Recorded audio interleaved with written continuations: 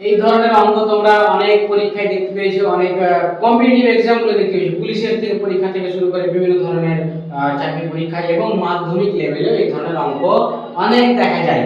কি বলেছে, বছরে আসল এবং সুদ আসলের অনুপাত 8:9 হলে বার্ষিক সুদের হার কত? সিম্পল জিনিস, এখানে আসল বলেছে 8 আর সুদ আসল বলেছে 9।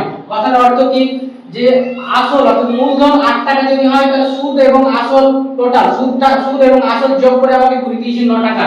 তাহলে সিম্পলি বলো তো, তাহলে এখান থেকে সুদ কত টাকা দিয়েছে আমাকে, আয়ের মান কত, ইন্টারেস্ট কত দিয়েছে, ইন্টারেস্ট অবশ্যই 1 টাকা দিয়েছে। যদি বিয়োগ করি 9 মাইনাসে 1 টাকা, কারণ আমি 8 টাকা দিয়েছিলাম আমাকে 9 টাকা ঘুরিয়ে দিয়েছে, তার মানে 1 টাকা বেশি সুদ ঘুরিয়ে দিয়েছে, অতিরিক্ত টাকা 1 টাকা সুদ। তাহলে আমরা ফর্মুলা অনুযায়ী কি জানি, ফর্মুলা অনুযায়ী জানি I PTR বাই 100। তা I এর মান কত, সুদ 1 টাকা, P এর মান কত 8 টাকা দিয়েছিলাম, সময় কত, সময় বলেছে বছরে, বছরের মধ্যে 1 বছরে, R এর মান কত সেটাই জিজ্ঞেস করেছে, নিচে 100।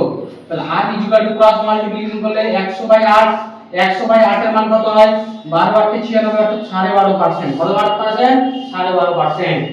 এইটা হলো অর্থাৎ 12 1/2%।